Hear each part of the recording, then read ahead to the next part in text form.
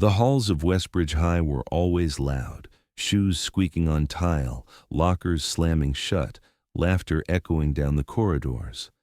But for Walter Briggs, the man pushing the mop bucket, it was a background hum he'd learned to live inside.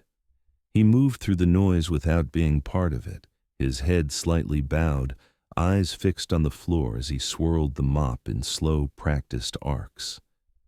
Students barely noticed him. When they did, it was with quick glances or muttered complaints if they had to step around the bucket. Teachers offered polite nods in passing, but their eyes slid past him just as quickly. He was a fixture, like the faded notice board or the squeaky gym doors, something always there, never seen. Walter's uniform was the same every day. Gray coveralls, worn at the knees, a brass name tag dull with age. His hands were thick and calloused, the nails trimmed short. He kept his tools neat, his routes predictable. If someone spilled soda in the cafeteria, he was there within minutes, cleaning in silence. No one ever asked how long he'd worked there. No one knew if he lived alone or had a family. He was simply Mr. Briggs, the janitor. That Thursday morning began like any other. Students shuffled in from the rain, leaving muddy tracks across the floor. Walter followed the trail with his mop, weaving through the crowd without drawing a single word.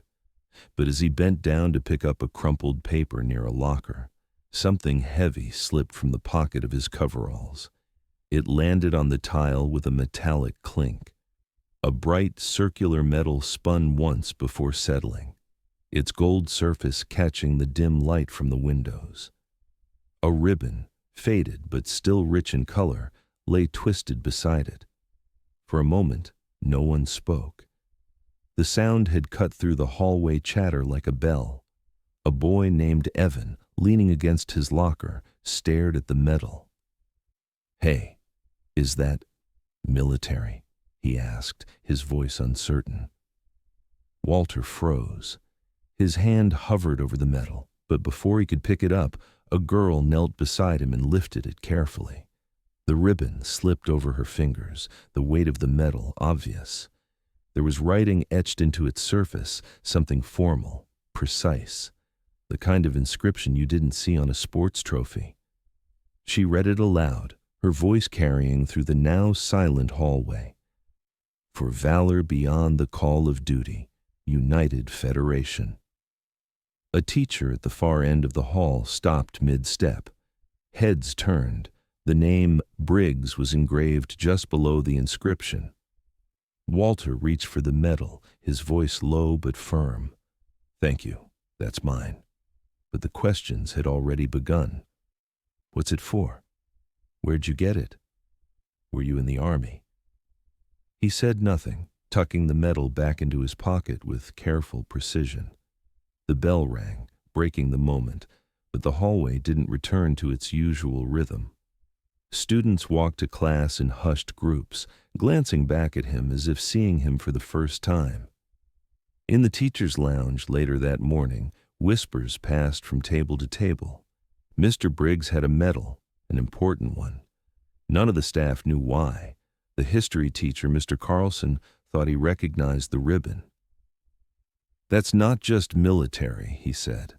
"That's special forces. I saw one like it once in a museum." By lunch, the story had spread across the school. Some students claimed he'd been a war hero. Others said he'd saved someone important. A few didn't believe any of it, insisting it was probably fake.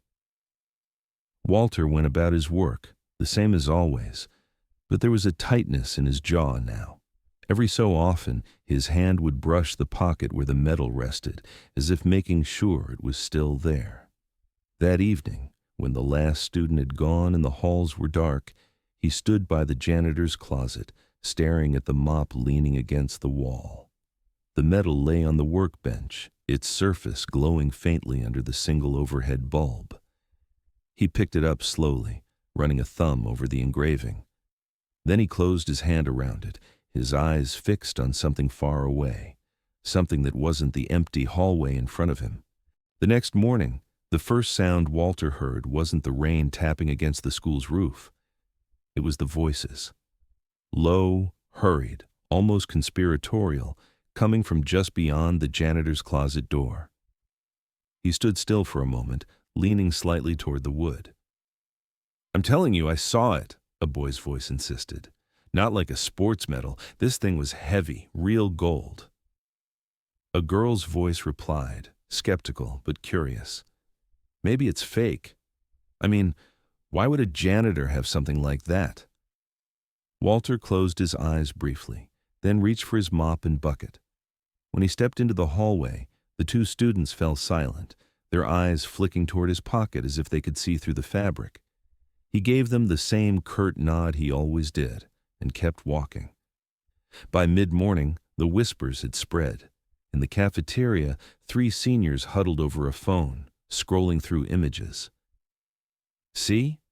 This is what I'm talking about. Medal of Valor," one of them said, turning the screen toward the others. "Given for, the kind of stuff you see in movies, saving people under enemy fire." Someone else added, "That's the same ribbon Briggs had. I swear in the teacher's lounge, history teacher Mr. Carlson was explaining the rarity of such medals over a cup of coffee.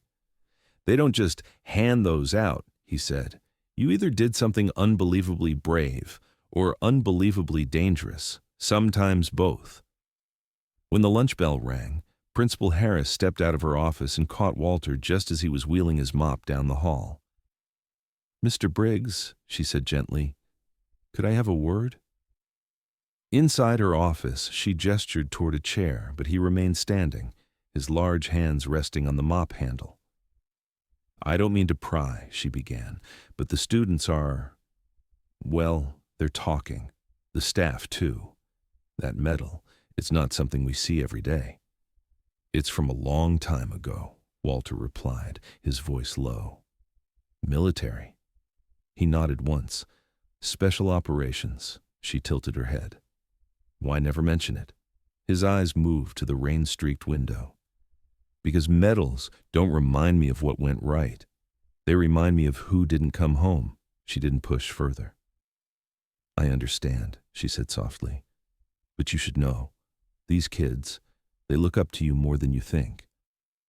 That night, when the last of the students had gone and the halls were empty, Walter unlocked the small wooden box hidden on the top shelf of the janitor's closet. The hinges creaked faintly as it opened. Inside were photographs, black and white, their edges curling, and a few items wrapped in cloth. One photograph showed a group of men and women in combat gear standing on a cracked street. Behind them, buildings lay in ruin, smoke curling into the sky. Walter was there, 20 years younger, eyes sharp, jaw tight, a rifle slung across his back. Another photo captured him mid-stride, carrying a wounded comrade toward a helicopter, explosions flaring in the background. On the back, in faded ink, "Extraction under fire, Briggs." He sat on the stool beside the workbench and let his mind slip backward. The memory came in fragments at first. The heat, the smell of diesel and gunpowder, the thud of his heartbeat in his ears. Then it was all there.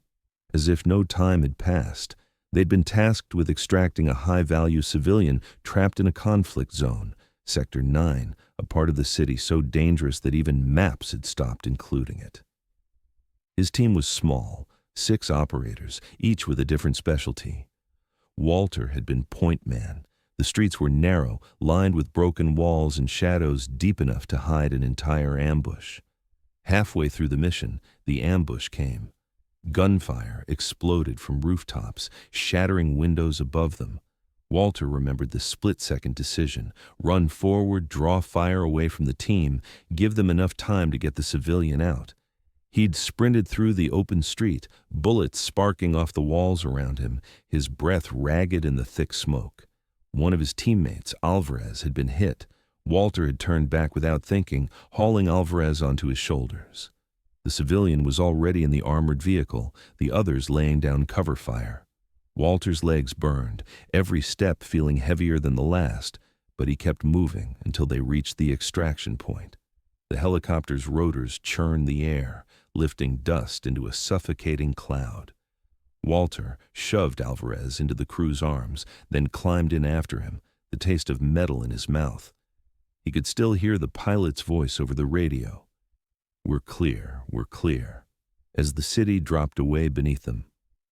Alvarez lived. 3 others did not. The medal came later, handed to him in a quiet ceremony where he wore a suit for the first time in years. He remembered staring at it in his palm, thinking of the faces that would never see home again.